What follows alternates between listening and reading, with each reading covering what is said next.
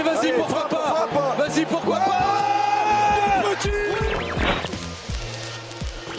J'ai un scoop pour vous. Penalty sur Ronny Lopez à la 151e. Vous vous demandez pourquoi on n'est pas revenu sur la VAR, mais la VAR ne fonctionnait pas. Falcao, le Colombien qui a pris le dessus, il a réussi son dribble. Falcao, il est mort. Ce soir, je vais dire tout haut ce que tout le monde pense tout bas. Radio Diagonale, la web radio 100% rouge et blanche. Bonjour, bonsoir à toutes et à tous. Nouveau débrief de la 11e journée de Ligue 1. Monaco qui se déplaçait à Nantes et Monaco qui s'est imposé 1-0 grâce à l'inévitable Wissam Ben Yedder. Et pour débriefer cette rencontre, je serai avec Boris. Salut Boris. Salut Ron. Et je serai avec Patrice. Salut Patrice.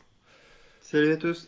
L'équipe des victoires du coup qui est de nouveau ensemble. Là, sur les 3 derniers qu'on a fait, on fait 3 victoires. Exactement. Moi c'est même 4. Oui, bah du coup, toi aussi, je pense. nous deux, ça fait 4, mais tous les 3, ouais, ça fait donc 3 victoires lors des 5 dernières rencontres qu'on fait ensemble, et plus globalement 4 victoires du coup donc pour Monaco. Et surtout à noter, première victoire à l'extérieur, Patrice, Monaco qui n'avait pas gagné à l'extérieur depuis le mois de mars, c'est ça? Depuis cette belle victoire à Lille, un peu surprise. On n'avait pas gagné depuis à l'extérieur. C'est ça, et victoire, on vient de le regarder en fait, qui faisait un point final, alors qu'à l'époque on l'espérait pas trop, mais à une bonne série, puisque Monaco avait été invaincu pendant cette rencontre, avait pris 15 points sur 21, et on pensait du coup que le plus dur était fait, et derrière ça avait été au final très compliqué jusqu'au bout, donc espérons que ce coup-ci, la victoire à l'extérieur engrange des bonnes choses derrière. Messieurs, on va commencer. Est-ce que ça veut dire qu'on ne peut gagner que chez le deuxième de Ligue 1? Ah oui, c'est vrai que je l'avais pas vu comme ça. Est-ce que ça veut dire aussi qu'on peut battre que Nantes, parce que décidément quand même ils nous réussissent beaucoup. Bah écoute, ils nous toujours un plaisir. Beaucoup. Les 3 points, messieurs, de cette rencontre. Boris. Bah moi mon premier point c'est que après avoir été longtemps assez pessimiste, je me suis rendu compte maintenant que en fait tout est possible dans ce championnat et tout est ouvert. Ça peut être dans le bon comme dans le mauvais, mais ce championnat il y a tellement aucune équipe en fait qui a des garanties derrière le PSG dans ce championnat que il se peut très bien que Monaco c'est même pas tellement pour vanter les mérites de Monaco, mais il se peut très bien que Monaco soit effectivement candidat au podium d'ici quelques semaines, quelques mois. Voilà, il y a personne. Enfin, on a joué Nantes ce soir, moi j'ai trouvé vraiment faible et qui pourtant est deuxième de ce championnat.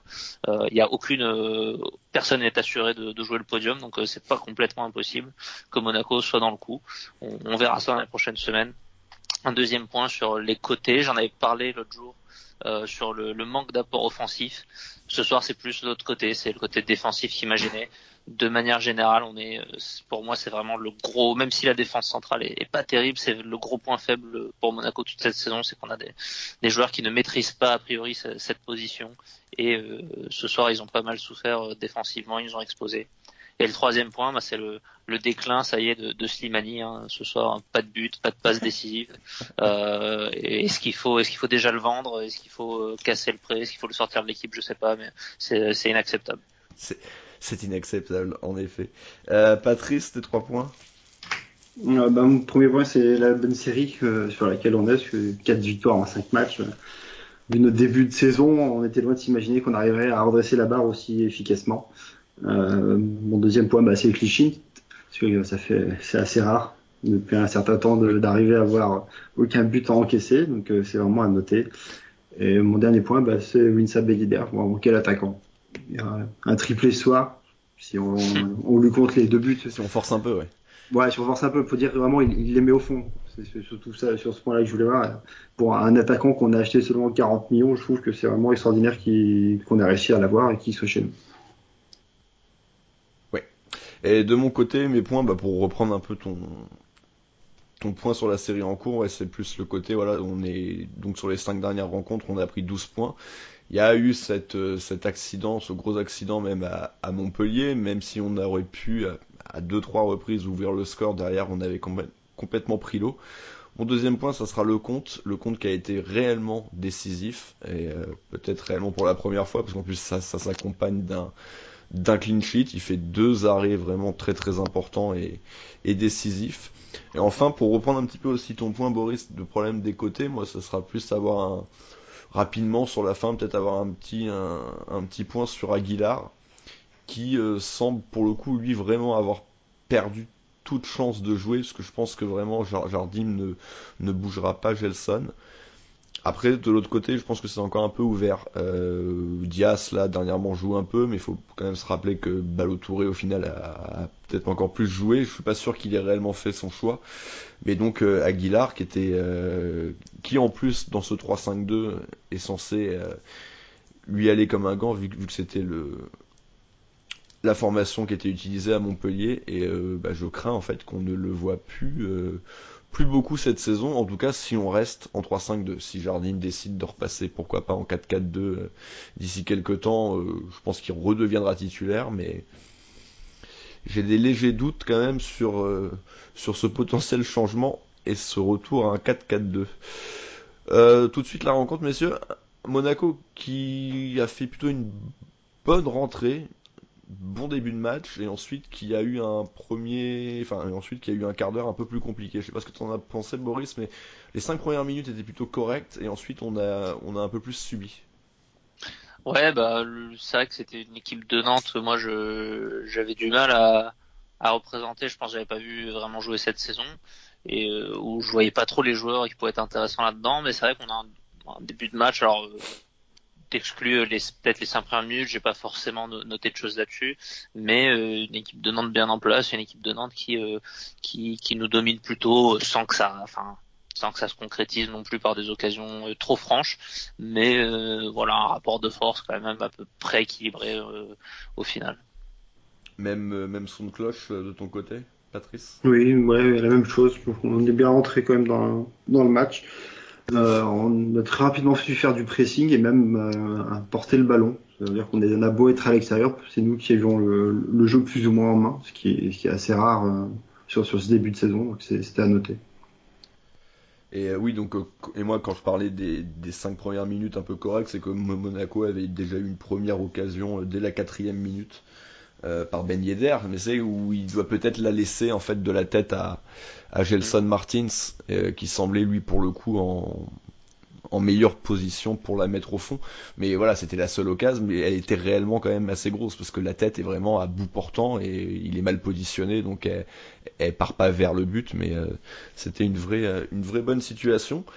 Mais Monaco au final, donc, qui va quand même ouvrir le score dans un temps plutôt faible, et sur un des rares moments où Nantes va être pris en contre, Boris, et à la baguette c'est toujours les mêmes, c'est-à-dire la triplette magique devant.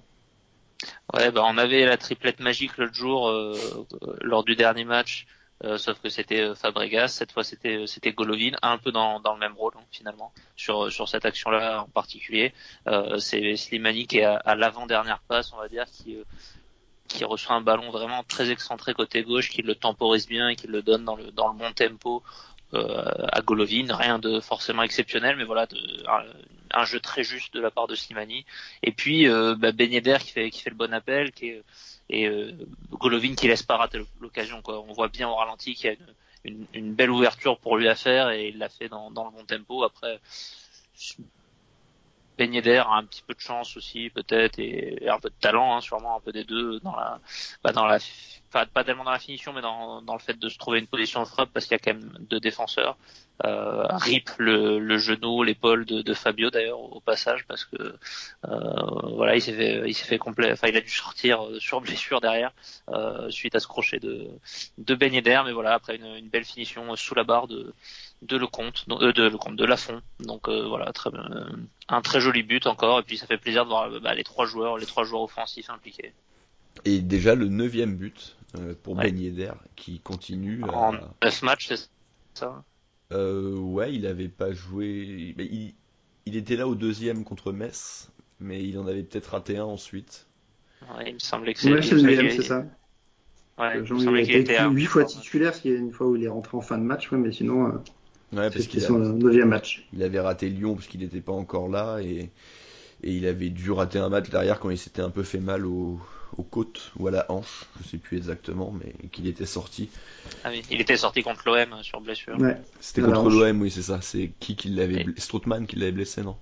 Non, Je à sais ma vie, plus. à ma vie. Ouais. Je suis quasiment sûr que c'est à ma vie.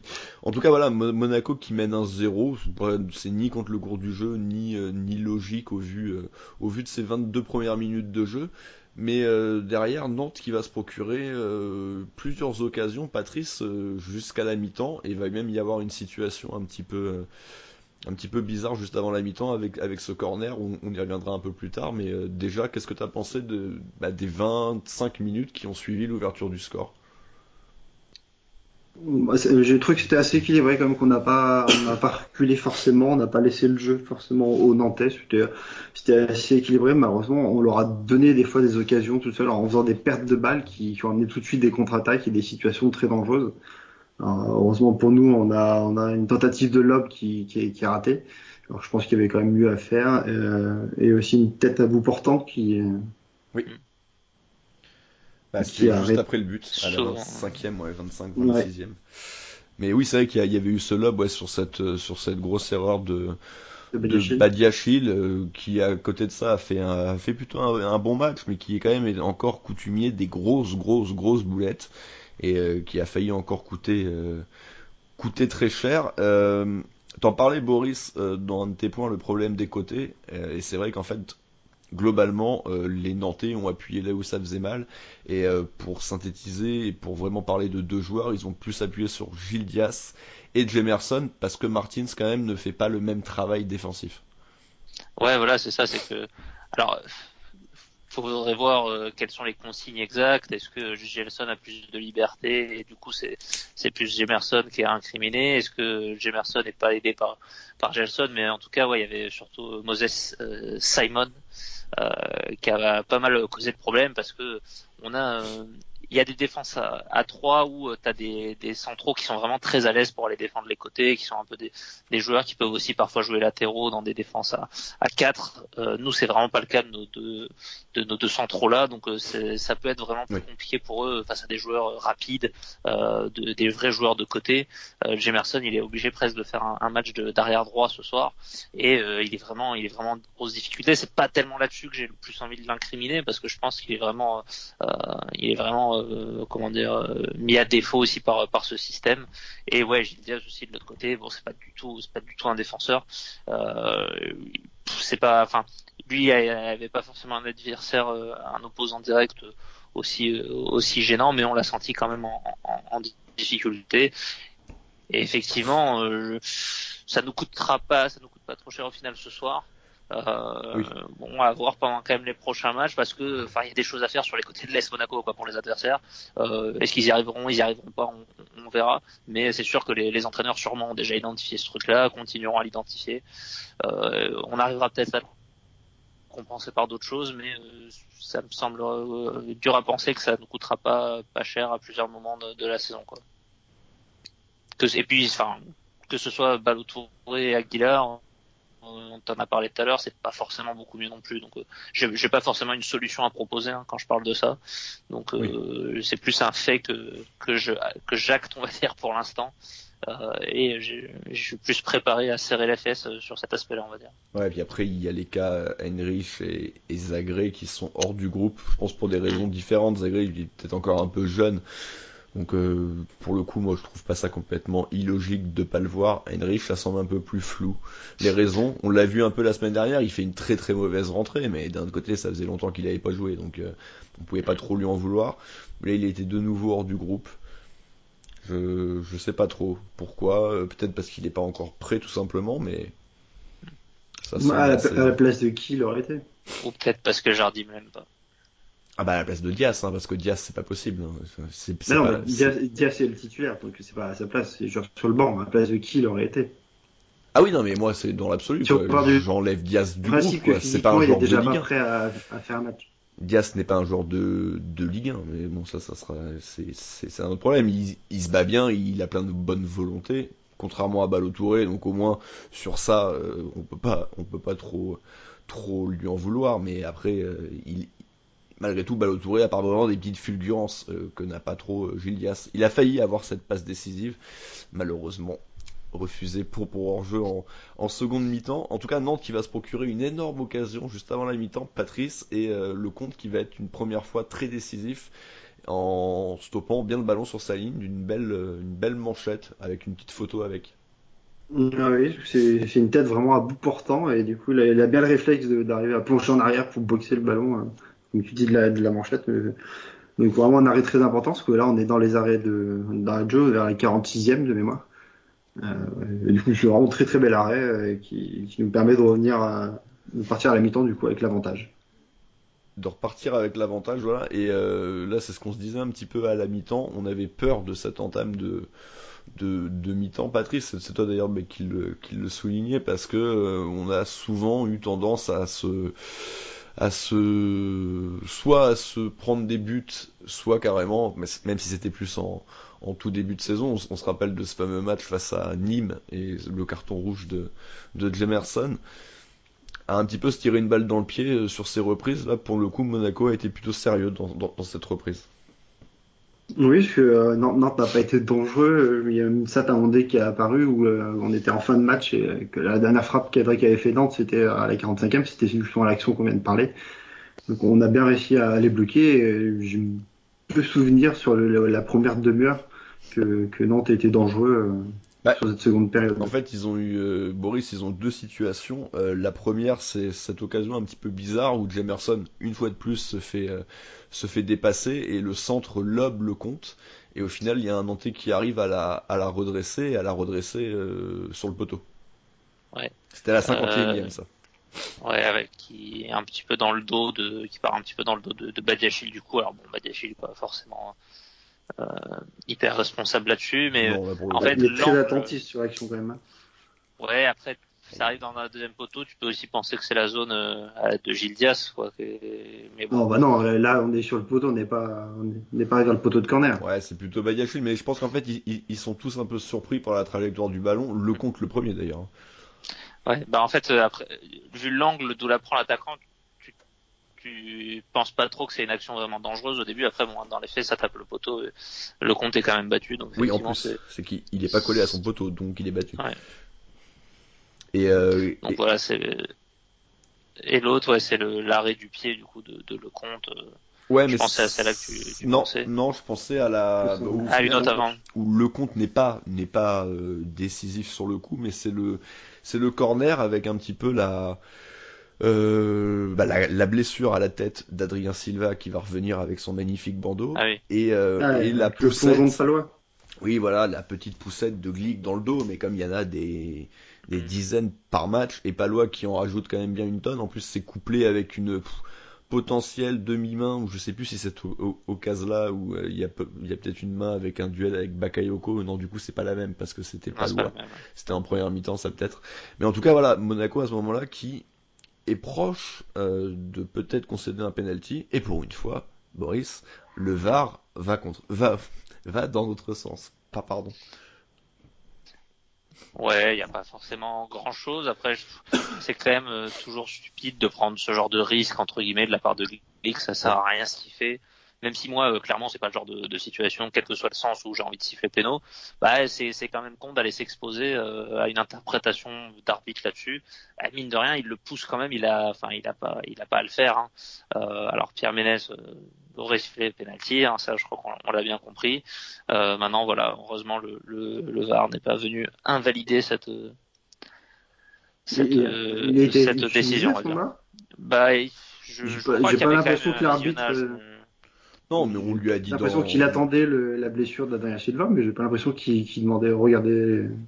Après, je pense que les mecs peuvent se saisir du VAR eux-mêmes, en fait, surtout qu'il y avait un temps mort. C'est pas l'arbitre qui demande le VAR, c'est les mecs qui ont tout de suite revu l'occasion et ils lui ont dit qu'il y avait rien de particulier. Et derrière, oui, il attend forcément qu'Adrien se fasse soigner, parce que la décision, en fait, elle est très rapide. Nous, elle peut nous sembler longue parce que il y a Adrien qui met du temps à se relever. Mais s'il n'y avait pas eu de blessure, au final, ça aurait pris de 10 secondes et c'était. C'est pas la décision la plus longue du match.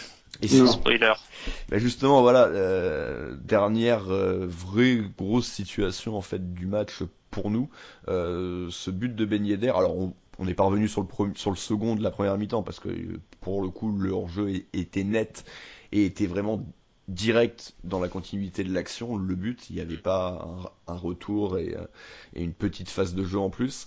Là sur cette action-là, alors déjà vous allez me dire qu'il n'y a pas forcément hors-jeu, enfin en tout cas que ça ne se siffle pas, Boris, je suppose. Bah, pour moi, il y a une marge d'erreur qui est enfin, après, on a vu un ralenti assez rapide et tout, mais quand la marge d'erreur est à ce point-là au millimètre, j'ai toujours tendance à.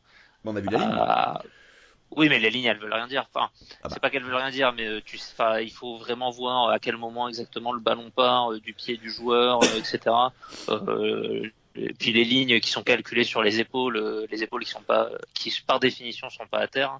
Donc tout ça me semble assez approximatif pour que on soit dans un cas de on laisse le bénéfice à l'attaque.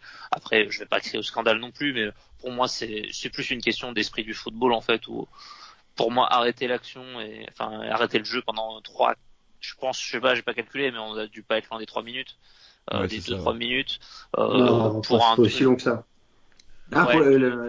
Pour le hors-jeu de Slimani, je parle. Ah, la décision qui a pris 3 Ouais. minutes. Ah, d'accord, j'ai cru que tu parlais le temps que ça a mis pour être sifflé.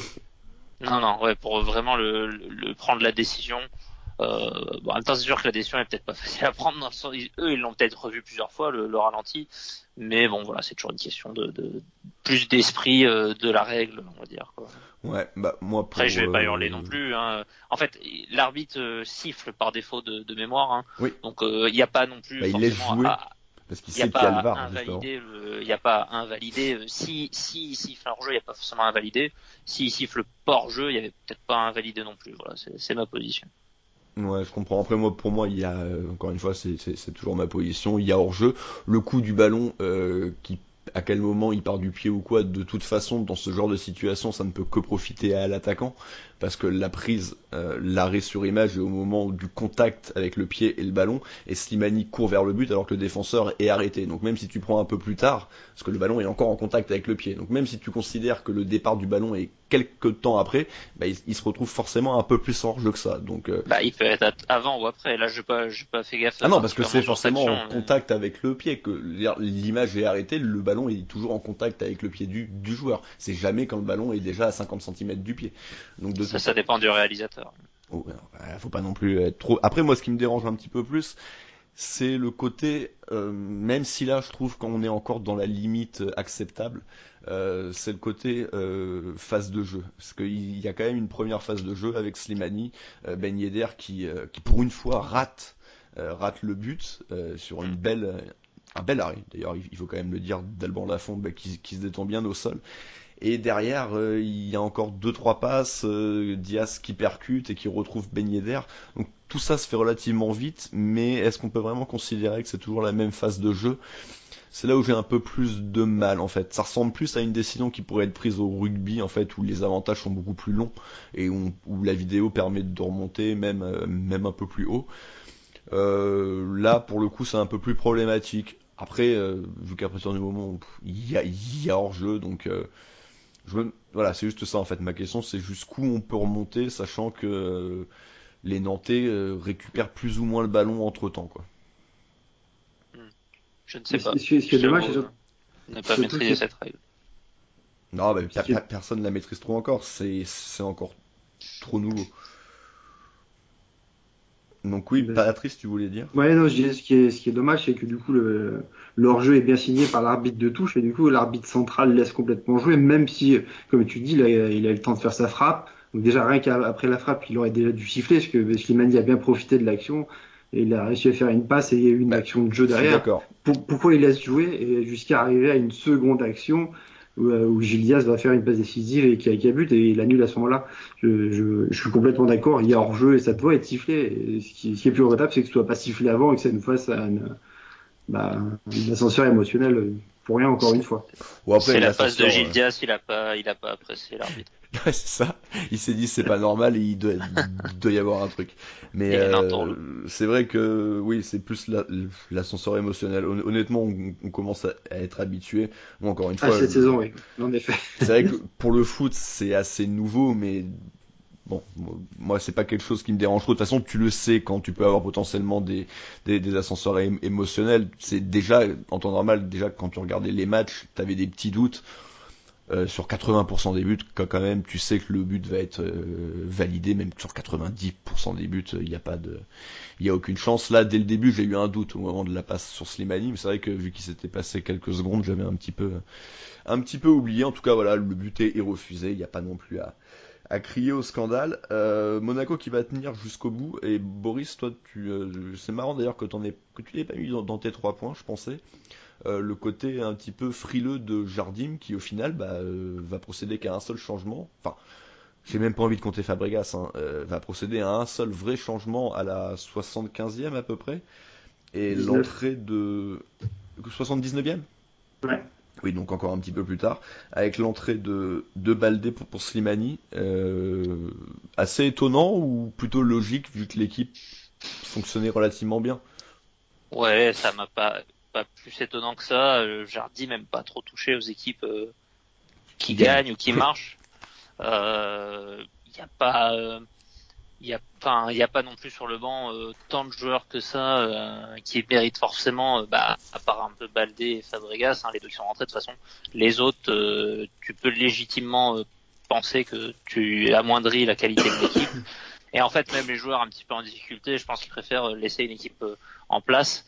Même que ce soit les 5 défensifs, ils préfèrent laisser des mecs en place qui sont dans le ton du match, etc. Même s'ils sont un peu en difficulté, que d'en faire rentrer un autre qui peut se retrouver dans les mêmes difficultés comme Aguilar ou Ballo-Touré. Moi, ne serait-ce que pour amener un peu de dynamisme, Baldé, effectivement, je l'aurais fait avant. J'ai souvent tendance à avoir l'impression que Slimani plonge quand même physiquement dans les fins de match. Donc et puis Baldé apporte toujours sur ses entrées, apporte au moins du danger, il pèse sur les défenses. Donc voilà, c'est un mouvement que j'aurais fait avant. Fabregas aussi, je pense. Les autres, pas forcément. Il n'y a pas plus de qualité que ça dans les autres joueurs qui sont pas rentrés. Après, c'est plus ça m'a fait marrer parce que ça m'a pas étonné pour le coup en fait venant de Jardim quoi. Et ça rejoint aussi un petit peu des choix qu'il a fait, comme de pas retoucher la défense encore, cette espèce de confiance aussi qu'il a en Gelson, de laisser Gilles Diaz. J'ai l'impression là contre Marseille, ça risque de tourner de par la compétition, mais je pense qu'en championnat, il serait sinon reparti sur quasiment la même équipe, quoi. Oui, en même temps, comme on l'a dit en préambule, elle tourne, même si tout n'est pas encore parfait. Il y a 4 victoires en 5 rencontres. Voilà, ça nous est pas arrivé depuis la saison post-titre, parce que l'année dernière ça nous est jamais arrivé. Donc il y avait une série en plus de 3 victoires. Donc oui, un petit peu compliqué peut-être de faire des changements. La fin de match va arriver. Patrice et Monaco va se faire peur une dernière fois et le compte va être décisif une seconde fois, très importante, et une seconde fois dans les ultimes secondes des périodes. Oui, il fait une contre-attaque. Du coup, il fait un joli arrêt, comme tu dis, du pied en tendant vraiment bien son pied pour bloquer le ballon. Et moi j'ai noté à la 90e, donc on est vraiment au tout début de la fin du match. Et ça nous permet quand même de tenir encore une fois ce score, même si pour moi c'est vraiment fait peur quand même sur les 5-10 dernières minutes. Oui. Avec pas mal de fautes commises, des coups francs offerts, des corners. On sentait l'équipe qui commençait un peu à affaiblir physiquement et un peu à craindre de se reprendre. Ouais, et puis Boris, c'est vrai que pareil, on l'a dit à un moment, ils ont eu peut-être 1 ou 2 situations de contre qu'on n'a pas vraiment joué à fond. Ouais. Peut-être un petit peu dommageable. On a été un petit peu nerveux, comme tu viens de le dire, Patrice, parce qu'on va prendre. Alors que pour une fois, on prenait pas de carton jaune pendant toute une rencontre de Ligue 1. Bon, le compte va en prendre une pour protestation, c'est un petit peu différent. C'est un gardien de but a priori avant de prendre 3 cartons jaunes. C'est dur. T'as quand même un petit peu de marge, mais Jemerson, lui, par contre, ça aura un peu plus de poids. Même si bon, on va pas pleurer. Jemerson, lui, donc sera suspendu, donc a priori pour le match d'après Saint-Etienne, c'est ça ? Ouais, de Dijon. Du coup, le temps qu'il passe en commission, que la commission décale après jusqu'au mardi suivant, contre Dijon, il a le temps de passer. Oui, c'est Dijon. Ouais, c'est la pire équipe de Ligue 1, donc ça changera pas. Qui va gérer Julio Tavares ? Eh ben, ça sera Maripane. Voilà. J'aime ça depuis qu'il joue en défense centrale, c'est 4 matchs, 4 victoires. Mais derrière, il a apporté un équilibre, peut-être pas forcément que lui, quoi, mais... Mais autant je l'avais trouvé un petit peu mieux dernièrement et rarement réellement le plus gros fautif, contrairement à Glick et Badiachil, autant ce soir je pense que ça a été le pire des trois. On est d'accord, même le pire des 11. Ouais, même peut-être. Il reviendra tout à l'heure. Oui, c'est pas faux. C'est pas faux. En tout cas, voilà, Boris, Monaco qui s'impose, le clean sheet, la série entrecoupée, mais globalement quand même la bonne série. Monaco qui au mieux sera 8ème, je crois. J'ai pas forcément calculé. Ouais, là on est 8ème. On est 8ème. Donc voilà, donc au mieux on sera 8ème, à moins qu'il y ait des affrontements entre Montpellier. Ouais, mais on a un point d'avance en plus sur Montpellier. Je pense on a un match d'avance. Avec beaucoup de chance, on peut rester 8ème. A priori, ça sera pas le cas. Mais surtout, on revient donc à 4 points de Nantes, qui eux, pour le coup, ont de fortes chances de rester second, vu que Marseille va perdre. Donc, voilà. C'est ça qui est intéressant, c'est que c'est très dense en termes de points et que les places à ce stade-là du championnat ne veulent pas dire grand-chose. Oui. Par contre, effectivement, entre le deuxième et je sais pas, enfin, tu peux descendre, c'est hyper serré en fait. Il y a 10 points entre le deuxième et le 20e, c'est pas non plus monstrueux quoi. Donc on est à peu près à mi-chemin finalement. Un peu plus proche de la deuxième place, mais à peu près à mi-chemin. Et c'est pour ça aussi que je disais tout est possible en fait, tout est ouvert dans les deux sens à mon avis. J'ai même pas envie de faire un pronostic, quoi que ce soit dans n'importe quel sens. La série est plutôt bonne et ainsi plutôt à penser que il y a de quoi aller se positionner vers le haut et puis la qualité des joueurs. Ce qui me rassure pas entièrement, c'est que je trouve c'est juste que Jardim, au bout d'un moment, à force de tester plusieurs formules, a fini par tomber sur la bonne. C'est pas vraiment un projet collectif, c'est pas vraiment un truc qui a été travaillé. Donc, j'ai pas forcément plus envie de sauter au plafond que ça. Après, si ça marche et que ça suffit dans vu le niveau du championnat cette année, puis de toute façon, on voit les résultats en Coupe d'Europe à nouveau des clubs français. Écoute, tant mieux. Hein, on Paris, prendra. Oui, voilà, il y en a une qui tient la route, mais là, voilà. Lyon, ça reste correct. Bon, là, ils se sont fait planter par leur gardien, quand même. Lyon en championnat. Ah oui, non, par contre, en championnat, oui, c'est sûr. Lille et l'OM restent à peu près corrects et c'est peut-être eux qui seront nos adversaires les plus dangereux si on arrive à se placer dans le haut de tableau, mais ils sont quand même pas non plus exceptionnels. Donc ouais, je sais pas. J'imagine quand même que ça sera pas ces équipes de Nantes et d'Angers qui seront sur le podium au final. Donc il y a de la place en tout cas. Va falloir qu'on confirme, mais. Et Reims, c'est Reims qui est 3ème. C'est assez dingue, mais c'est vrai que voilà, comme je l'ai dit, on est donc à 2 points du coup du podium théorique. Il sera peut-être plus à 17 points. Très clairement, si on va gagner à Saint-Etienne, après on reçoit Dijon qui est quand même très faible. On peut espérer, en étant un petit peu optimiste, être à 21 points dans 2 rencontres. Et vu la tête du championnat, si on est à 21 points dans 2 rencontres, il y a de fortes chances qu'on soit sur le podium. Peut-être pas premier, peut-être pas premier, peut-être pas second, mais certainement 3ème. Voilà. Déjà, peut-être, ne serait-ce qu'un minimum de 4 points sur ces 2 matchs, ça pourrait être pas mal. Si c'est 6, tant mieux, mais rester sur une dynamique un peu positive, pas perdre. Et puis... Saint-Etienne va un peu mieux, c'est vrai, maintenant avec Puel, donc à voir contre son équipe de cœur, merde, il va pas... Oh. Quand même.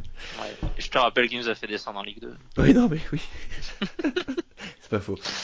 En tout cas, voilà, pour le résumé du match et pour les différents points qu'on voulait aborder, on va passer au prestat individuel, messieurs. On va essayer de faire ça en une petite dizaine de minutes. Rapidement, votre homme du match, messieurs.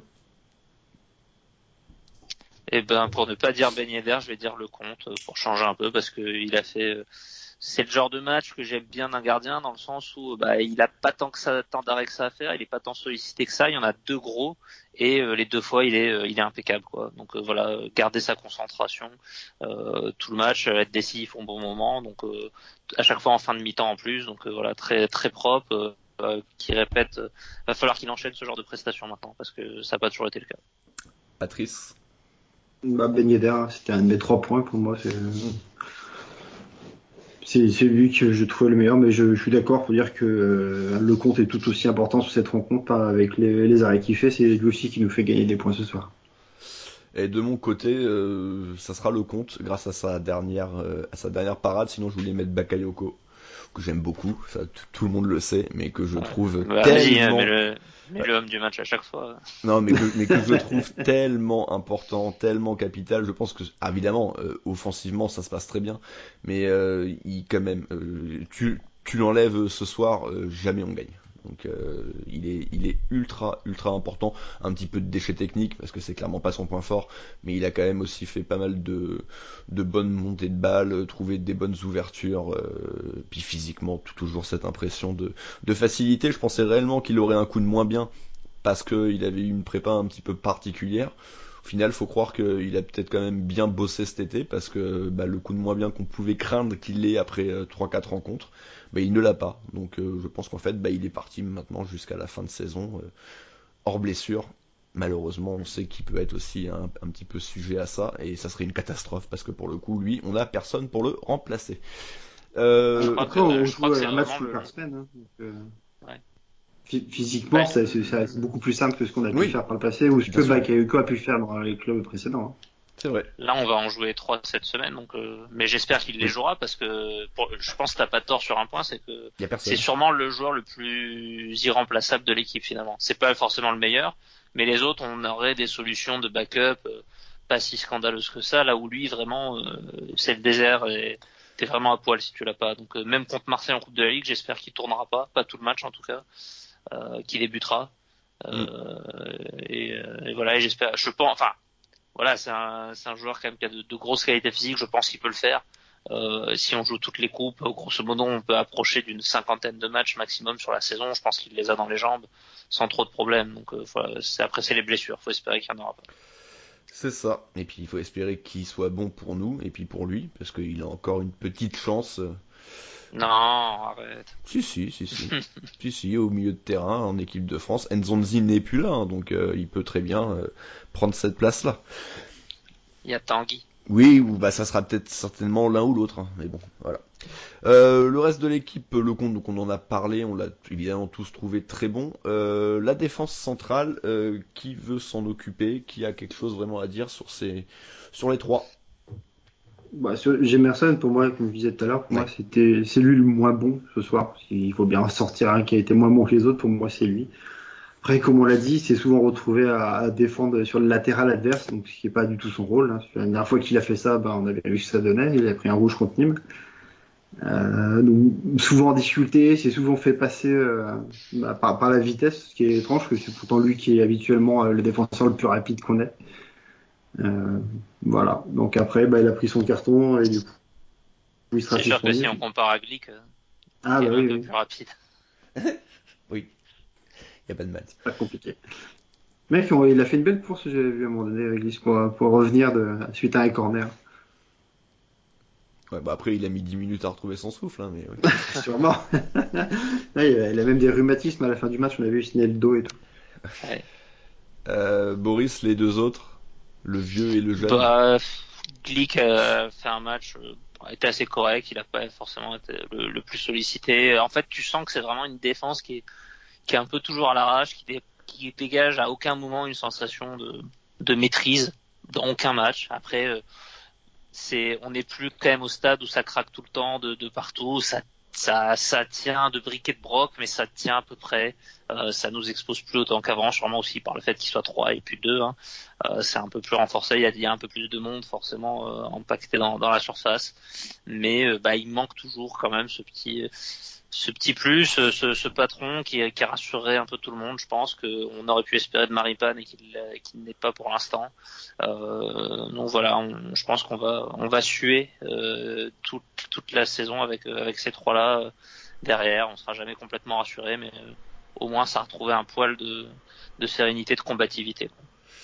C'est ça, et moi très rapidement je termine sur Badiachil qui fait dans l'ensemble un bon match, mais qui encore une fois a ses petits errements. Voilà, il y a cette tête hors trait mal maîtrisée, c'est lui qui est battu de la tête juste avant la fin de la première mi-temps, et enfin c'est lui qui nous tente un coast to coast. Alors il y a beaucoup d'idées, il y a beaucoup d'envie. Il s'est inspiré de Palois. Ouais. Pour le coup, Palois ça a été Palois les a mieux réussi. Ouais. Palois il en a fait 2 belles, mais qui derrière nous met un petit peu en difficulté. Donc ça, c'est quand même à gommer. Encore une fois, il est encore jeune, il a une bonne marge de progression, je pense, contrairement aux joueurs dont je vais parler un petit peu après, enfin juste après même. Mais voilà. Mais de la tête, il fait qu'il commence à s'imposer, quoi. De la tête, avec son physique là, ça me gave un peu à chaque fois de le voir. Autant parfois il fait des interventions assez agressives au sol, mais de la tête. Mais c'est ce que je il te disais pendant le match, quoi. Il a le physique de Lennox Lewis, mais il a la puissance de Brahim Asloum, quoi. C'est terrible, quoi, de pas profiter. De temps en temps, t'as raison, de temps en temps il le fait, mais par moment il est complètement mou là, et tu fais oh mec, faut un petit peu te réveiller, quoi. Ouais, mettre des coups de casque un peu, quoi. Bah avec je sais pas, travailler, gagner en détente aussi, parce qu'il y a peut-être aussi un problème de ce côté-là. Ouais. Il est peut-être un petit peu lourd sur ses appuis. Je sais pas mais bon, match honnête. Voilà, celui par contre qui pour moi n'a pas du tout de marge de progression. En plus c'est ton petit chouchou Patrice, c'est Gilles Dias. Non, pas une très bonne, pas un très bon match ce soir. Mais c'est que je vois rien en fait, surtout. Il y a aucun point où je me dis, il peut même Ballo Touré, je me dis qu'il peut devenir un joueur intéressant. Enfin intéressant. Ah bon? J'ai du mal avec mes potes. Non, les seuls passages où je trouve qu'il est intéressant, c'est quand il est en phase plus offensive, qu'il porte le ballon, qui va peut-être à l'arrière même plus se recentrer, faire des passages par le milieu de terrain et faire des percées. Oui. Parce que à la base, de toute façon, les premiers postes qu'il occupait, c'était milieu offensif, c'était au centre du terrain. Après, c'est un peu plus décalé à être ailier. Donc là, il se trouve au poste de latéral. On voit bien que défensivement, par moment, il fait des heures où il se jette. Et donc, du coup, il laisse le champ libre à son adversaire. Donc non, bon, si Jefferson se fait pas passer encore plus que lui, c'est clairement lui qui est le moins bon de notre côté. Et comme on le disait en début d'émission, ça va être un problème, les latéraux. Où nos adversaires vont clairement cibler ce point faible. De l'autre côté, Boris Gelson, qui retrouvait sa place. Ouais, qui a été moins pire que Aguilar l'autre soir. C'est à peu près tout ce que j'ai à dire, parce que défensivement, il c'est pas tellement sur des gestes en fait où il est à la rue quoi. C'est plus qu'il est absent, il défend pas toujours et pas très bien. Et puis offensivement, il n'a pas de temps à porter que ça. Une belle tentative d'extérieur que j'aurais bien aimé voir concrétiser. Une belle frappe aussi. À part ça, bon, de temps en temps, il se retrouve quand même dans la surface.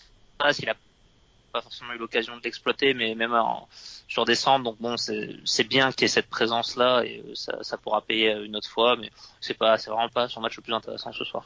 Non, c'est clair. Au milieu de terrain, Bakayoko, on en a parlé. Adrien Silva, Patrice, moi je l'ai trouvé plutôt intéressant. J'étais déçu de ne pas voir Fabregas, mais au final, je l'ai trouvé intéressant, en tout cas dans le combat. Oui, je trouve très précieux. Peut-être un peu discret sur la première mi-temps, je l'ai pas beaucoup vu. Après, on le voyait beaucoup plus facilement en deuxième mi-temps s'il avait son bandeau autour de la tête. C'est vrai. Mais énormément, très gros pressing, beaucoup de ballons récupérés. On retrouve un peu du Moutinho en lui avec cette capacité à courir dans tous les sens, à faire un pressing tout terrain.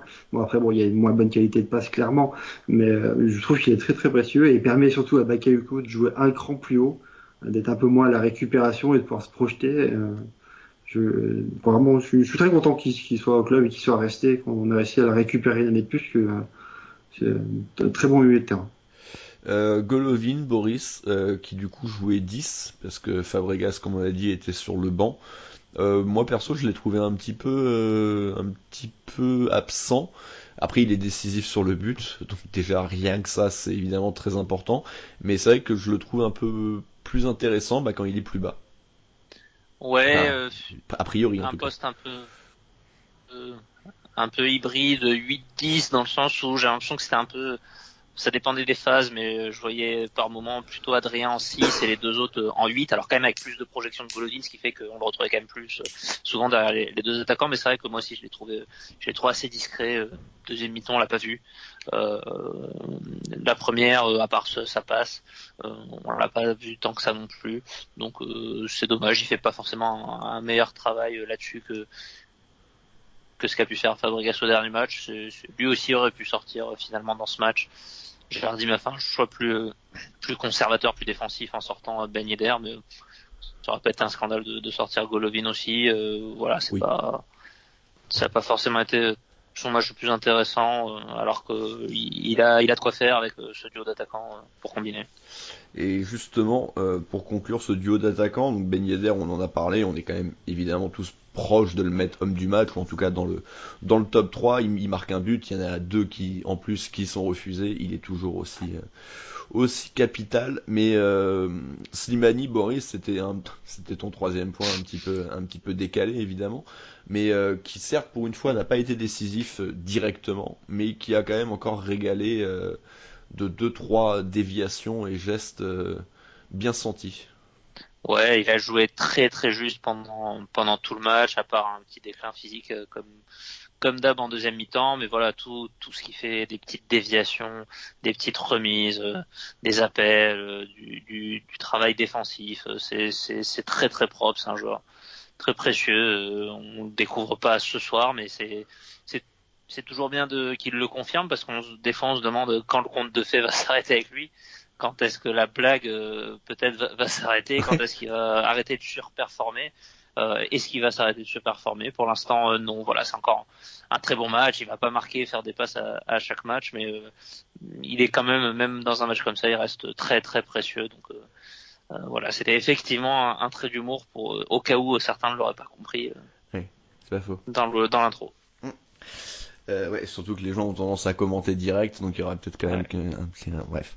Je vais conclure rapidement sur Baldé, Monsieur Stat, qui est rentré 10 minutes et qui n'aura pas apporté de stats ce coup-ci. Lui non plus.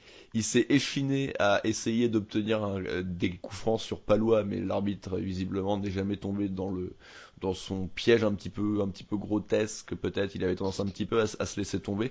Il a obtenu malgré tout un coup franc, mais du coup pas sur Palois, mais c'est à peu près tout. Sinon il y a pas grand chose à dire sur lui, et Fabregas encore moins, parce qu'il a dû toucher il a fait une passe scandaleuse sur un contre. Oui, voilà, il a complètement cassé le jeu de lui quand même. Mais bon, voilà, rien de spécial à dire. Voilà, messieurs, je crois qu'on a fait le tour de cette 11e journée. Monaco donc qui se retrouve donc avec 15 points, qui se retrouve donc en 8e position, en attendant évidemment la fin de cette journée. On peut a priori dire qu'on devrait être 11-12e quoi, après entre la 10e et la 12e place quoi, après la fin de cette journée. Est-ce que vous avez quelque chose à rajouter peut-être? Ça fait du bien d'enchaîner. Ça fait du bien de faire plusieurs débriefs de victoires où on voit du beau jeu offensif et même pour une fois de la solidité défensive. Ça fait du bien quoi. Ça leur donne un peu de morale. C'est pas faux. Et ce serait bien aussi de battre l'OM en Coupe de la Ligue. On n'a pas de Coupe d'Europe cette année, jouons cette compétition-là aussi. J'aimerais bien revoir quelques joueurs, mais faisons pas non plus un turnover complet, une équipe bis. Voilà. Si on peut relancer 2-3 joueurs, c'est bien, mais avec vraiment un objectif de gagner. Tu avais pronostiqué élimination au premier tour, si je me rappelle bien. Ah, je me souviens plus. Bon, allez, mais les pronostics en coupe, c'est un peu... Ouais, surtout qu'on savait pas qui on allait jouer, mais bon. Exactement. Tu avais... Mais bon, c'est une des meilleures équipes du championnat. Après, il faut voir eux aussi dans quel état d'esprit ils vont venir. Bon, vu qu'ils n'ont pas de Coupe d'Europe non plus. Ils n'auront pas Benedetto. Hein. Ouais, notamment. C'est quand même leur meilleur joueur. Hein. Et puis ils sortiront d'un match contre Paris qui peut leur faire mal. Qui peut leur faire très très mal. Parce que juste avant de recevoir rarement c'est... Oui, en plus c'est avant un autre très gros match. De toute façon, ils le savent. Là, ils ont un très gros calendrier. La semaine Lyon prochaine. aussi. Après, il y a Lyon juste après. C'est ça. Voilà, si on peut revoir du Baldé titulaire, du Maripane, peut-être du Aguilar, essayer de relancer 2-3 mecs. Alors j'ai peur qu'on ait Subasic aussi, mais bon, c'est comme ça. Il y a une très grande chance avec une rotation sur les gardiens qui soit faite. Donc voilà, du coup, j'espère qu'on va perdre en fait. Ne relançons pas le cancer croate. Parce que t'imagines, il joue et titulaire et il fait un match de ouf. Il arrête 3 tirs au but. C'est sa spécialité. Ouais, ça n'a pas aidé Badiachil à être titulaire. C'est vrai. Non, c'est pas faux. En tout cas, voilà, messieurs, qui concluent ce débrief. Et comme on le disait, gros calendrier pour l'OM, mais gros calendrier également, nous, cette semaine sur Radio Diagonale, parce qu'il y aura donc le débrief mercredi. Débrief a priori en vidéo, Boris, hein, si je dis pas de bêtises, avec Damien et Adrien. Vous êtes tous les trois, vous serez tous les trois ensemble pour débriefer. Jeudi, on vous proposera un Club Mounegou actualité. Donc on reviendra entre autres sur les déclarations d'Andrea Raggi et son départ un petit peu chaotique et qui lui laisse un goût amer dans la bouche. Et enfin, on conclura la semaine par le débrief dimanche à Saint-Étienne, match capital contre une équipe censée jouer également les premiers rôles, qui va mieux, un petit peu comme nous. Donc même si on va voir ce qu'ils vont faire ce week-end, donc ça sera l'occasion pour nous de vous proposer ce débrief. Voilà, n'oubliez pas le petit pouce, n'oubliez pas de commenter si vous en avez envie. Prochain rendez-vous, c'est donc le débrief mercredi soir de Coupe de la Ligue. D'ici là, portez-vous bien et Dage Mounegou. Et bisous.